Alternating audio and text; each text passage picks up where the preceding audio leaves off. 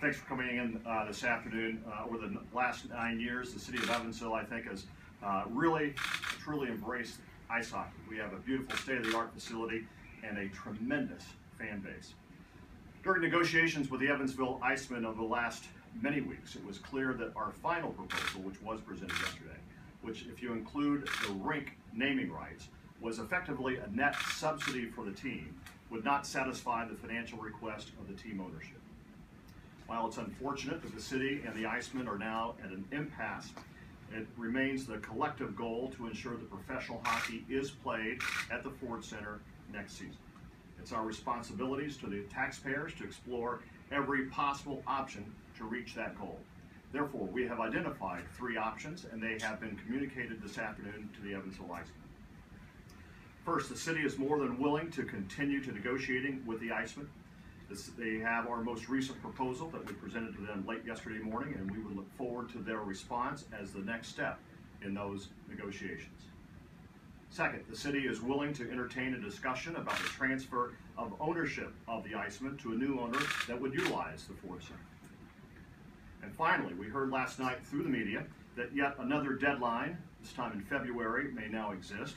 However, the city cannot take the risk of waiting until we find an acceptable agreement. Therefore, this afternoon, I've instructed VenueWorks, the operator of the Ford Center, to begin seeking interest from other teams and additional leagues, including the ECHL for the 2016-2017 season. I think Evansville has proven that it is a hockey town with a fair rent model, a fantastic venue, and most importantly, a die-hard fan base. On behalf of the city of Evansville, I want to thank the fans, the IceMen players, the coaches, and staff for their patience during this process. And now to clarify some of the more salient points related to the negotiations themselves, I've asked Randy Alsman, the president of the Redevelopment Commission, to be with us this afternoon. Randy. Thank you, Mayor, and good afternoon to you all. Appreciate this opportunity to try to add a little bit of clarity. The focal point of these negotiations, both between the team and the city, and unfortunately at times through the media, seems to have been on rent. That was the major item of disagreement, the major focal point of public comment about these negotiations. So I thought I'd try to add a little bit of additional information and some clarity. Whatever the amount of the rent is, whatever number you want to put on it, it is the very same rent, governed by the very same agreement that was presented to the IceMen, signed by the IceMen back in 2010, 2011, 5 years ago. So the rent that they're being charged today is the same rent that was contemplated when they signed the agreement all those many years ago. It has not changed. The agreement has not changed. There have been no additions or deletions from the agreement that have affected the rent. The city has lived up to its part of the agreement in good faith and completely. So if there is an issue with profitability related to the rent, it should not have been a surprise. The agreement that was reached years ago actually called for fewer games, 34 instead of 36, at a lower ticket price, $12, and quite frankly, less attendance than the great fans of Evansville have turned out so far. So if there is a failing, if there is a problem with profitability, it would be hard to believe that it is due to a rent that was higher than was contemplated when the agreements were signed. So that's one thing that I hope helps settle some of the waters on rent. Is it fair, is it unfair? The next thing is the amount of rent, and there's been a very broad difference in public comment again about what the rent amount was. Was it $650,000 or was it effectively nothing? That's a huge amount of difference. And again, I don't want to get into all the details of how that's calculated in the back and forth, but I can tell you that the agreement, as it has operated from the beginning, has called for money to come from the IceMen to the city in the form of rent and payments back to the IceMen from the city in the form of rebates. And from the first year, those two amounts have been basically the same all the way through. The rebates and the rent have been basically the same amount. If anything, the rebates were larger. So draw your own conclusions, whether it's $650,000 or whether it's zero, but I can tell you the cash ledger balances to nearly zero at the end of the day. So while that has been the major point of contention, it should not have been a surprise. It should have been something that was contemplated from the beginning as a level that was still allowing the team to make profit and running a team here. The numbers are basically higher in attendance and number of games than was contemplated at the time. And as a result, we don't believe that if there have been losses, and we've heard that the team claims to have lost $600,000 a year in running their operations. We don't know whether that's true or not. We don't have insight into their P&L. We don't, frankly, want insight into their P&L. But if they have been losing money, it's not due to rent. So I hope that helps put a little bit of additional clarity on the issue of main contention between the two parties. So thank you for your time. Thanks, Randy. Just to button things up before we take any questions, we've had a number of folks over the last several days ask us, what can we do? What can a resident of the city of Evansville do? And here's a really simple request. Support your hockey team. They have 2 games at home next week, Wednesday and Saturday, I believe, and I would be thrilled if we could pack the house for those games and for the balance of the season. The coaching staff, the administrative staff, and the players have worked their tails off to get to where they are at this point in the season, and our community owes it to them to come out and support them. So with that, Randy and I would be happy to answer any questions.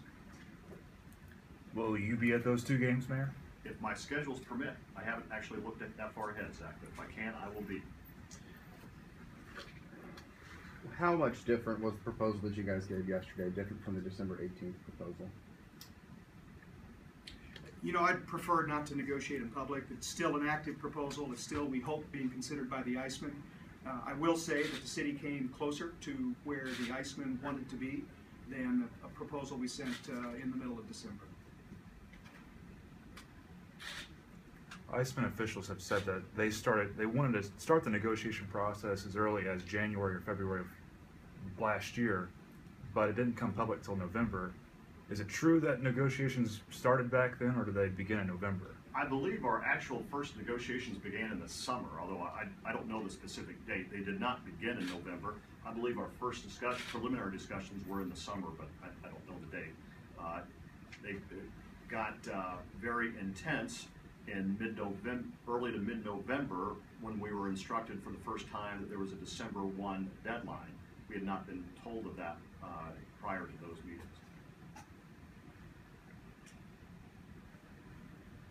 Does the city want this team, this specific team, or just hockey in Evansville? We'd love for the Evansville IceMen to stay in Evansville. We'd want nothing more. But we want hockey in Evansville. If we can't keep the IceMen, as I outlined before, you know, we've instructed Venue Works to explore other options.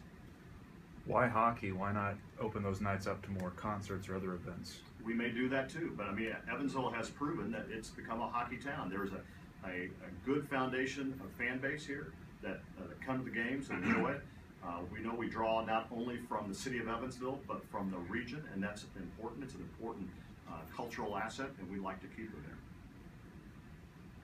there. I'm going to kind of do what Brad Bird did to Ron Geary last time. I would just have to ask, where you're standing right now, does it look like this is not going to move forward with the IceMen? I think it's difficult to say. It's difficult to say because the IceMen have not responded to our final offer.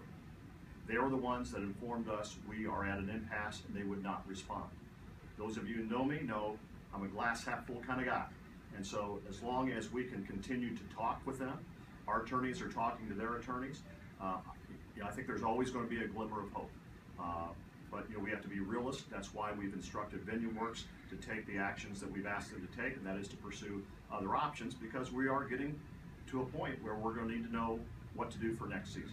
Have you spoken to the league about possible subsidiaries from other ownership? I know that would be in the owners' meetings in February, and you have previously said that you're not willing to, that the city's not willing to wait for those meetings to be the final deadline, that you have to move forward with your other search for a different spot potentially. But is there hope from the league that the other owners may be able to add a little subsidiary income to help keep the team? Yeah, I don't know. That's an issue that Mr. Geary would have to take to the owner, to the league and other owners. You said we're not willing to wait until February. How much longer are we willing to wait? Are we willing to wait until next week, 2 weeks from now, for the IceMen to I don't think we can put a definitive date yet. We think we've waited as long as we can wait without starting to explore other options.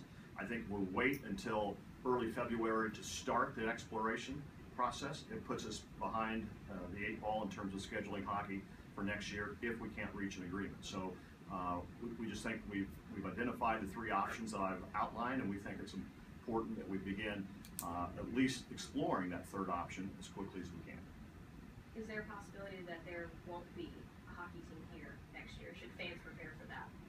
Yeah, I wouldn't want to speculate on that. I mean, we've had a singular focus to this date, and that is to come up with an agreement that's financially responsible for the taxpayers and that keeps the Evansville IceMen here. As of today, we are now exploring another option. So, you know, I don't want to speculate what may or may not happen. We're working hard to make sure there's hockey in the Ford Center for 2017.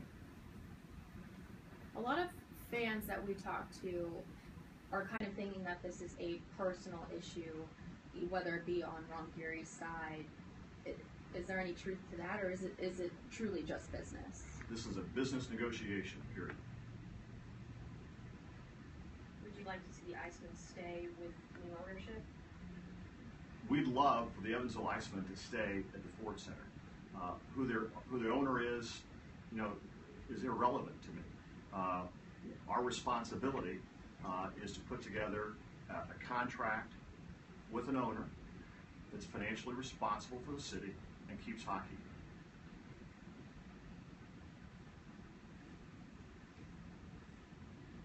Any other questions? Thank you. Okay, everyone. Thank you all. Appreciate it. If I haven't said it, Happy New Year.